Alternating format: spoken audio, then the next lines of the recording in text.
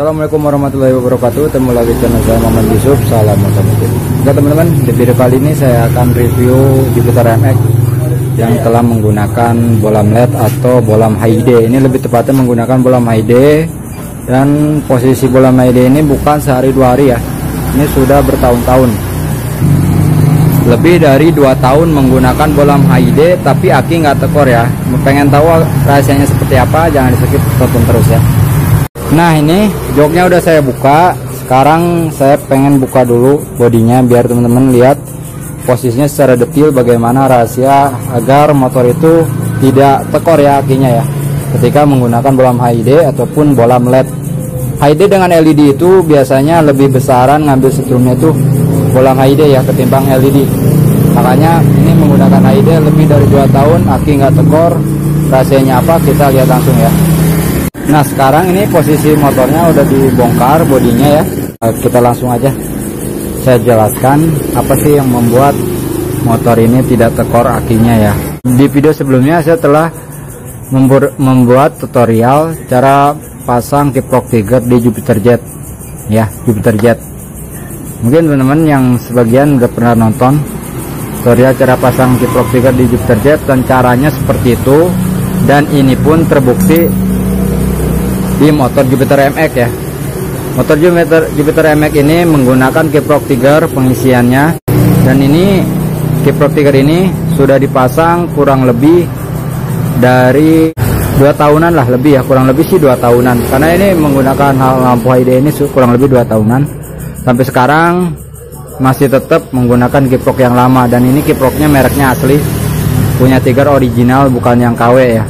Jadi buat teman-teman yang ingin menggunakan kiprok trigger, usahakan gunakan kiprok trigger yang original ya, biar awet, intinya seperti itu.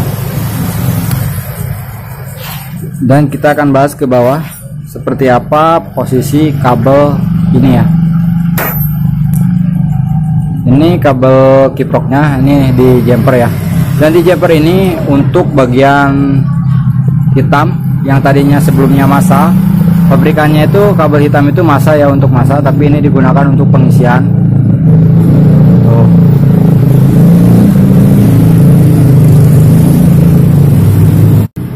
Nih, sampai di sini kita lihat ke bawah. Nah, ini kabel warna hitam di jumper dengan kabel warna orange. Ke bawahnya tetap satu ya. Nih, hitam ya. Hitam ini digunakan untuk pengisian, dan yang putih tetap menggunakan kabel yang originalnya. Ini juga dijadikan pengisian, karena kiprok trigger itu pengisiannya masuknya 2 ya, bukan 1. Dan yang kuning ini yang bawaan pabrik sudah nggak dipakai lagi ya, dibiarkan. Pokoknya lebih detailnya nanti kalau teman-teman ingin tahu cara pasang kiprok trigger, teman-teman bisa cek video saya nanti di layar akhir. Saya akan simpan tutorial cara pasang kiprok trigger di Jupiter Jet ya, intinya seperti itu, dan itu bisa digunakan untuk di Jupiter MX karena sama ya. Oke, paham ya, seperti itu posisinya, menampakkan gambar-gambar dari kabel kiprok trigger ya. Oke, sekarang dari kiproknya udah kita bahas, dan coba nyalain dulu ya lampunya.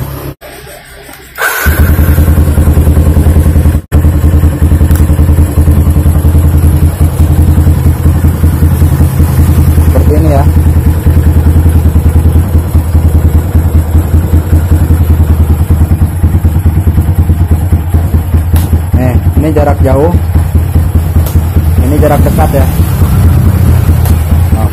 Memang ini lampunya terang banget. Kalau HID itu bukan main terang ya, tapi setrumnya lebih boros daripada bolam LED yang biasa. Makanya kalau mau menggunakan HID, saya saranin untuk dirubah ya pengisiannya menjadi full LED dengan modal kiprok trigger, tapi usahakan kiproknya menggunakan kiprok original, jangan menggunakan kiprok yang biasa ya, karena yang biasa ya tahu sendiri, namanya juga yang biasa tidak kuat tahan lama, dan akhirnya nanti malah buang-buang uang ya.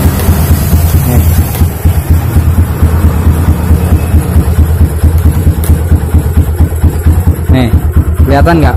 Bener ya, ini HID ya. HID itu seperti itu. Ini sudah 2 tahun lebih, kurang lebih nih.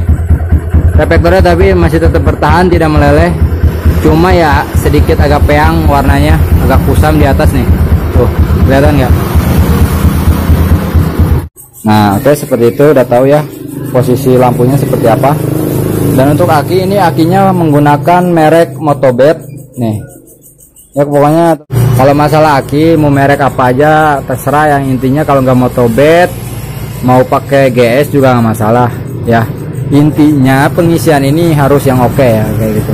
Kalau akinya bagus tapi kalau pengisiannya mencret ya tahu sendiri, tetap aja habis-habis juga ya. Karena posisi pengisian itu harus seimbang dengan pengeluaran ya. Kalau pengeluarannya banyak, otomatis pengisiannya pun harus seimbang ya, seperti itu. Oke, dan kalau pengen lihat ini, lihat-lihat sedikit, siapa tahu yang punya Jupiter MX ingin merubah-rubah warna, tampilan dan sebagainya ya. Dan untuk arem nih, arem ini dibolongin nih, pernah nggak punya teman-teman dibolongin aremnya? Ini dibolongin tapi dalamannya ada warnanya. Ntar kalau ada yang nanya, bang itu cara warnanya gimana? Disemprot, simpel aja, semprot aja ke dalam ya. Tapi kan susah pakai pilok ya, pasti memang pakai pilok agak susah. Kalau enggak gini aja dah, lebih gampangnya beli cap kuda terbang, kocok masukin ke dalam, terus miring-miringin di posisinya, bener nggak? Bisa kayak gitu juga bisa, tapi kita harus agak sedikit sabar ya, intinya seperti itu. Nih, ini juga dibolong-bolongin. Ini sebenarnya dibolong-bolongin ini pakai jasa tukang bubut ya. Kalau bolongin sendiri keras bukan main, pakai pisau nggak mampu, pakai bor keras juga. Kalau tukang bubut ya entahlah pakai apa alatnya ya, karena pasti punya alatnya ya. Ini dibolongin kayak gini, setelah dibolongin baru dikrum ya, setelah dikrum baru dicat. Cuma ini posisinya motornya buluk, belum dicuci ya, kotor. Dan untuk ini tabung sok depan, mungkin teman-teman di sana ada sebagian yang masih belum paham atau pengen juga coba robah seperti ini. Nih, ini sebetulnya tabung originalnya, tapi dibawa ke tukang bubut, di cutting namanya ya. Teman-teman kalau mau dibuat seperti ini, bawa ke tukang bubut yang memang tukang bubutnya bisa, ada alatnya, dia biasanya bisa ya ngating kayak gini. Bilang aja, bang mau cutting, nanti kita kasih contoh garis-garis ininya berapa titik kayak gitu ya. Yang pasti daerah baut ini nggak bisa di-cutting karena ini mesinnya nggak bisa lewat ya. Dia ada pentolan ini yang untuk lubang baut. Yang bisa itu yang daerah-daerah sini yang bebas ya, yang nggak ada penghalang kayak gini. Ini bisa di-cutting nih. Nih tuh. Ini entah titiknya seperti apa, seberapa banyak. Nih seperti ini. Nah setelah begini bisa dicat nanti, mungkin kalau mau sedikit agak banyak warnanya dicat, dari sela-selanya ini dicat, dari sini dicat, dari sini dicat nih ya. Nah dan untuk teman-teman pastikan anak-anak muda nih, saya tahu sendiri, saya juga pernah benar-benar ABG dulu ya, saya juga pernah ABG. Kalau pengen sok depannya tuh terlihat ceper, pendek, nggak perlu yang originalnya tuh potong per dan sebagainya sehingga nanti rusak ya. Teman-teman modalin aja asoknya menggunakan punya Mio, karena punya Mio dan punya MX itu pendekan punya Mio. Jadi asoknya menggunakan punya Mio, nanti diolah dari per dan minyaknya, hasilnya juga tetap maksimal ya, nggak kekerasan, nggak terlalu empuk juga. Artinya seperti standarnya lah, enak ya dipakai. Dan ini terlihat lebih ceper depannya, lebih turun ketimbang yang originalnya ya. Seperti itu. Ini cuma sebatas informasi aja atau saran aja buat teman-teman yang ingin nyeperin sok atau nurunin sok ya. Jadi ceritanya di video ini kita ngobrol-ngobrol aja sebatas otomotif yang bisa saya bahas, saya sebarkan ke teman-teman semua, saya bahas ya di sini ya. Dan untuk teman-teman yang di daerah Depok juga bisa nanti kalau kapan-kapan kalau mau ngobrol-ngobrol, ngopi-ngopi ya, datang ke bengkel ke sini di Depok, daerah di Jalan Bakti Abri depan lapangan Sanca ya, di bengkel saudara saya. Nih bengkelnya. Oh. Nah itu dia. itu mekaniknya, jadi dan pokoknya berikut pemiliknya ini ya. Ya ini jangan salah, kemarin ini meskipun kecil begini, ini otaknya bukan kecil ya. Kemarin juga robah-robah, dia suka ngerobah juga, suka ngerobah motor, rubah-rubah setrukan dan sebagainya. Pokoknya Buat teman-teman yang daerah Depok mau main-main ke bengkel, silakan datang ke sini Jalan Bakti Abdi. Patokannya lapangan Sanca, cari aja ya. Oke. Segitu aja, semoga ini bermanfaat. Hanya itu yang ingin saya sampaikan. Saya Muhammad Yusuf pamit. Assalamualaikum warahmatullahi wabarakatuh. Salam otomotif.